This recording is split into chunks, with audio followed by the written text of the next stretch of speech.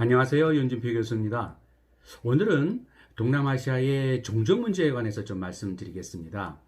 여러분은 동남아시아 그러면은 다민족 복합사회라는 말을 쓰거든요. 이 복합사회라는 말은 무엇일까요? 우선 우리나라, 우리 대한민국은요, 세계에서 유례없는 그야말로 굉장히 희소한 단일 민족 국가라는 말을 많이 하죠. 우리 사회를 들여다보게 되면은 우리 민족 외에 뭐 원래 이 땅에 살았던 굉장히 다양한 다른 종족들은 없어요. 기본적으로 종족들은 혈통적으로 조상을 좀 같이 공유하면서 말도 같은 말을 쓰고요. 물론 방언 정도가 아니고요. 같은 그런 말을 쓰고요. 그러면서 같은 공간에서 오랫동안 같이 살아왔던 그런 사람들의 공동체 집단을 우리는 민족 또는 종족이라고 불러요. 민족이라는 말은 좀 그 민족과 종족은 똑같은 범위의 그런 어떤 사람들의 공동체 범위를 얘기를 하는데, 종족은 좀 인류학적인 그러한 냄새가 좀 많이 나는 그런 개념이고요. 민족은 똑같은 종족과 같은 의미인데 좀 정치적인 의미가 좀 함축되어 있는 그런 개념으로서 쓰입니다. 그래서 우리나라 같은 경우에는 뭐 민족이다, 종족이다, 같은 범위의 어떤 인간들의 공동체를 얘기를 한다, 이렇게 보시면 됩니다. 자, 이랬을 때 우리는 대표적인 전 세계에서도 대표적인 단일 민족이면서 그 민족이 하나의 나라를 형성하고 사는 단일 민족 국가예요. 영어로 얘기할 때 그걸 뭐 네이션 스테이트라고 얘기를 하죠. 네이션 스테이트. 한 민족이 한 국가를 형성을 한다. 그러나 현실적으로 이 세계는 그렇게 단일 민족이 하나의 정치적인 국가를 형성하는 사례는 극히 적습니다. 오히려 우리처럼 우리 남한이라든지 또는 북한이 UN 통계에 의해서도 가장 소위 단일 민족이면서 정치적인 국가를 형성하고 사는 대표적인 1, 2 국가로 그렇게 분류할 정도로 특이한 사례예요.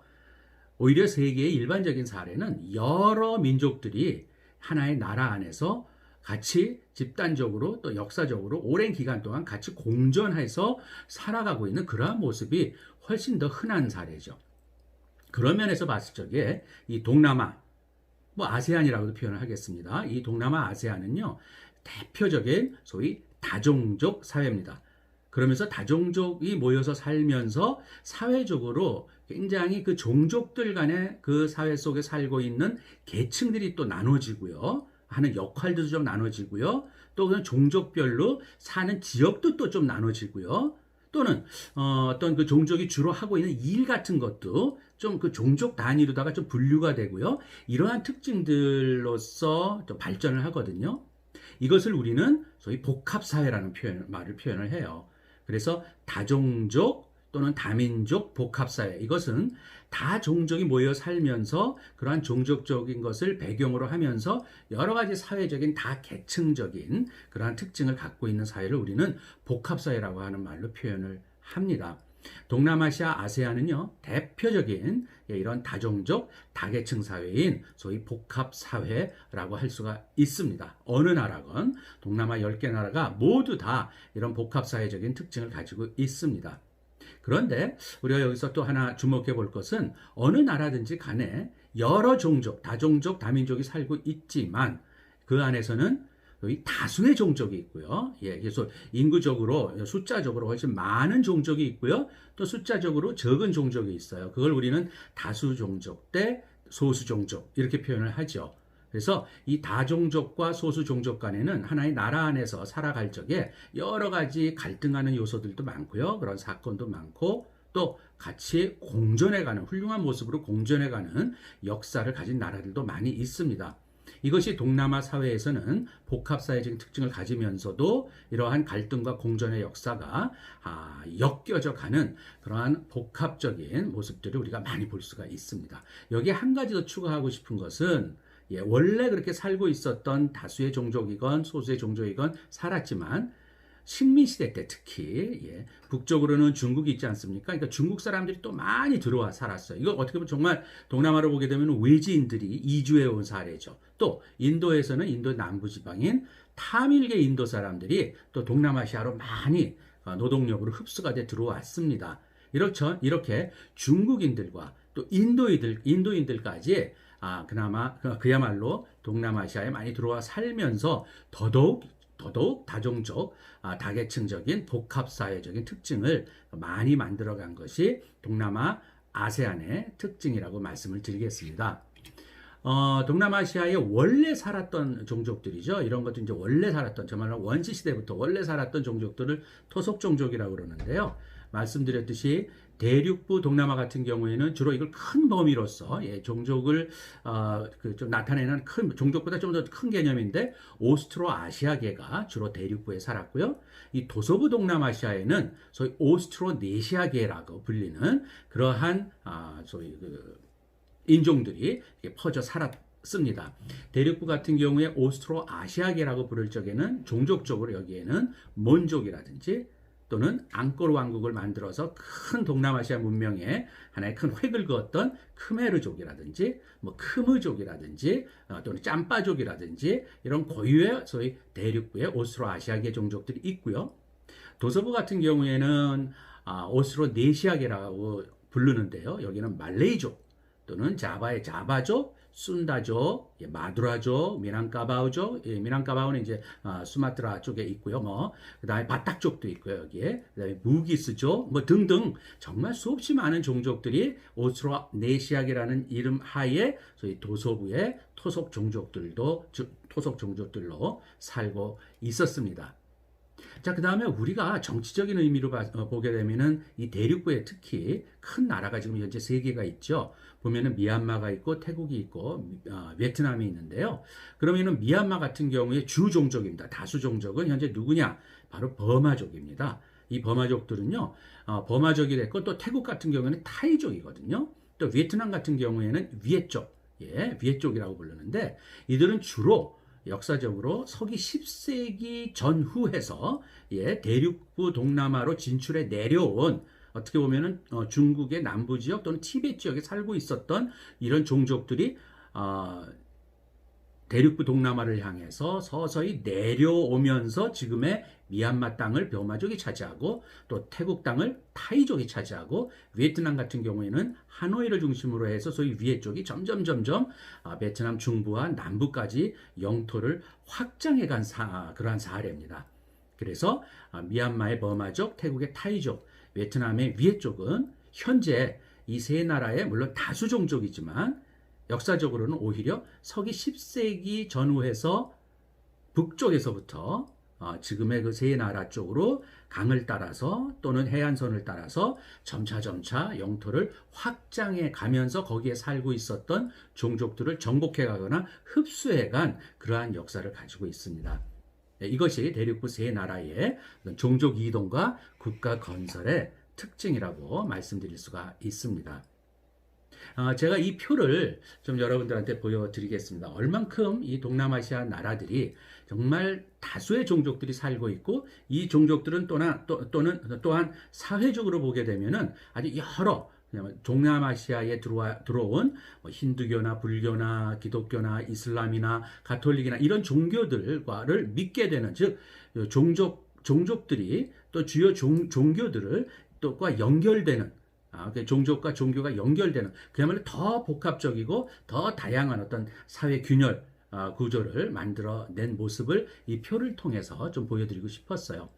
예를 들어 제일 위에 있는 태국 같은 경우에는 타이족이 다수 종족입니다. 여기에는 버마족들이 또 일부 들어와 있고요. 또한 태국의 북쪽에 가게 되면 여러 정말 그 소수 종족들이 이제 산에 주로 그러한 소수 종족들로서 산악 쪽으로다가 살고 있는데 제가 봤을 적에 이들은 오히려 동남아의 토속 종족들이고요. 타이족은 점점 중국 남서부 쪽에서 내려오면서 지금의 태국을 건설해 가면서 이 소수 종족들을 산 쪽으로다가 밀어내면서 짜오프라야 강의 풍요한 지역을 이들이 차지해 나간 역사를 가지고 있습니다. 이 타이족은 물론 불교도들이고요. 또 미얀마 같은 경우에도 마찬가지입니다. 버마족이 내려오면서 예야와디 강을 따라 내려오면서 예야와디 강의 풍요한 중부 지역과 남부 지역까지 차지를 해갔고요. 그 다음에 지금 미얀마에 7개 주를 형성하고 있는 이 7개 주가 하나하나 전부 다 소수 종족의 이름을 붙이고 있는 주들이거든요. 샨이라든지 까렌이라든지 까친이라든지 여카잉이라든지 이러한 명칭들 자체가 소수 종족의 이름들을 반영하고 있어요. 그래서 이런 소수 종족과 다수 종족인 버마족이 하나의 나라를 형성하고 있는 대표적인 버마도, 미얀마도 바로 다종족 복합사회입니다. 뭐 캄보디아나 라오스 마찬가지고요. 자, 베트남도요. 바로 위에 쪽이 지금은 다수 종족이지만은 크메르, 짬족 또는 뭐 기타 등등 소수 종족들이 굉장히 많이 들어가 있어서 베트남의 공식적인 종족 분포를 보게 되면 쉬운 4개의 종족으로 우리는 구성되어 있다. 이게 공식적인 베트남이 다수 종족의 나라라고 하는 것을 공식화하는 공식화하는 예입니다. 인도네시아는 뭐 말할 거 없이 그 수많은 13,000여 개의 섬에 종족적으로도 300여 종족이 살고 있을 만큼 가장 동남아시아에서도 가장 그 복합사회적인 그런 다종족 사회입니다. 뭐 자바족, 순다족, 마두라족 하듯이 부기스족 하듯이 정말 많은 종족들이 이 섬에 흩어져 살고 있습니다. 싱가포르 같은 경우에는요, 이거는 만들어진 나라거든요. 그래서 영국이 들어와서 개발하고 식민지로 만들어진 나라고 여기에 원래 살고 있던 말레이계의 말레이족들이 있었지만은 오히려 중국 사람을 끌어들이고 인도 사람을 끌어들이면서 하나의 항구로서 크게 발전을 한 사례가 식민시대 이후에 바로 싱가포르의 역사예요. 그리고 그러다 보니까 싱가포르는요, 이주민들인 오히려 중국인들이 다수 70% 정도를 차지하는 아주 특이한 그러한 다종족 사회가 된 나라입니다. 그래서 이런 사례들도 우리 여러분들이 좀 한번 알고 계셨으면 합니다. 그래서 동남아시아는 10개의 나라가 예외 없이 모든 나라가 다 복합적인 그 사회 구성을 가지고 있는데 이 복합적 사회 구성의 배경은 바로 다수의 종족들로 이루어져 있기 때문에 그렇다라고 하는 것이죠. 우리나라 같은 경우에는 단일 민족의 국가를 형성하고 있는 대표적인 어떻게 보면은 희소하지만 세계적으로 유명한 단일 민족 국가입니다. 그래서 우리나라 같은 경우에는 복합사회라는 말을 쓰면 안 됩니다. 우리는 뭐 다수 종족이 살고 있는 건 아니죠. 허나 요즘에는 많은 그 외국인들이 특히 동남아 쪽에서도 많이 들어오고 또 결혼을 하거나 이주를 해서 많이들 살죠. 그러니까 우리나라 같은 경우에는 다문화 사회라는 말을 합니다.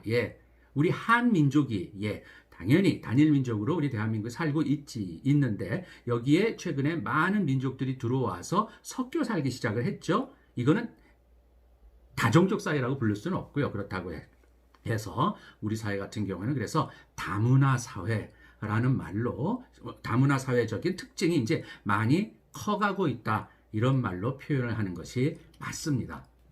자, 마지막 표를 하나 좀 보여드리겠습니다. 이거는 동남아시아의 그 전체적인 인구 크기를 보여주는 다이어그램인데요.